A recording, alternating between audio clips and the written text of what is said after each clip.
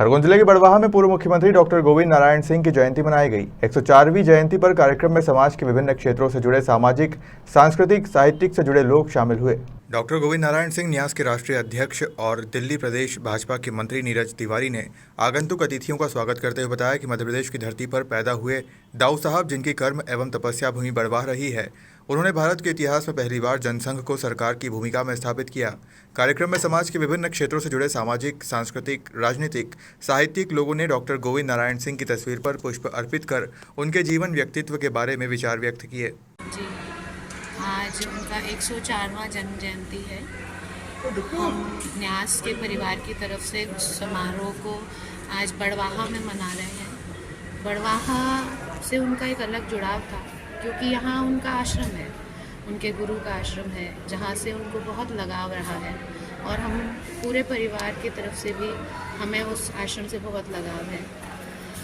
हम उनके न्यास के द्वारा लोगों को ये बताना चाहते हैं कि सेवा क्या होती है, प्रेम क्या होता है।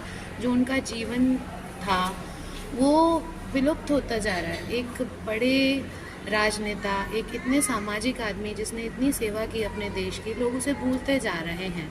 हम उनसे भी छोटे स्तर के नेताओं को और लोगों को आज जानते हैं, पर हमारे खुद का परिवार और हम लोग खुद, हमारे खुद के बच्चों को हम नहीं बता पाते कि वो कितने बड़े आदमी थे, उनके जीवन से हमें क्या सीखना चाहिए।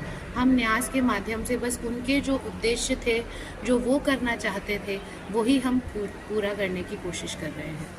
और बड़वाह में भी हमने इसीलिए मनाया क्योंकि यहाँ के बहुत लोग हैं जो उनसे जुड़े थे। यहाँ उनको बहुत प्रेम मिला और वो भी यहाँ के लोगों को बहुत प्रेम करते थे। कोठावा आश्रम से भी जुड़ाव था डॉक्टर साहब का? कोठावा आश्रम से जुड़ाव था, इसीलिए उनका बड़वाह से जुड़ाव था। कोठावा आश्रम उनके गुरु का आश्रम है। वो बहुत पहले से यहाँ आते थे। अपने जीवन काल का बहुत समय उन्होंने बिताया, अज्ञातवास बिताया, जिसके बाद उन्हें गवर्नरी मिली।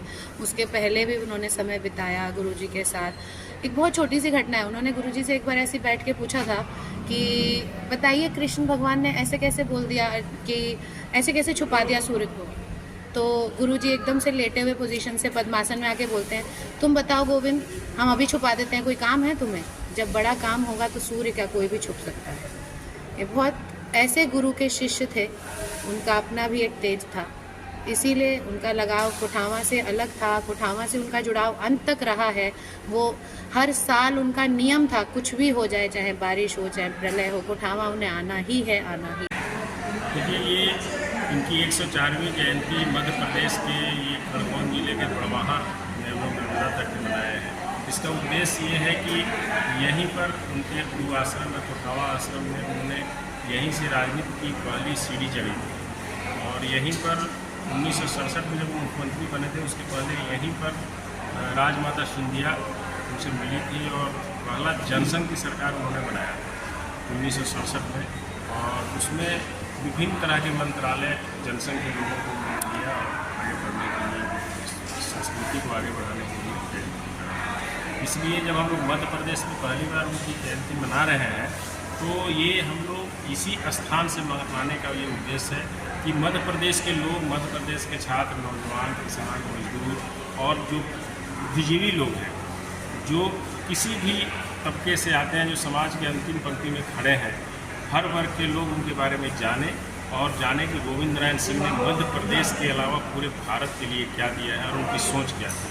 वो कभी भी किसी पद के लिए या किसी भी राजनीतिक आकांक्षा के लिए काम नहीं किया। उन्होंने हमेशा सत्य के लिए, राष्ट्र के लिए, समाज के लिए और इस देश के अंतिम व्यक्ति के लिए काम किया। इसलिए यहाँ से हम लोग ये जयंती एक मनाए हैं, और ताकि एक अच्छा संदेश जाए।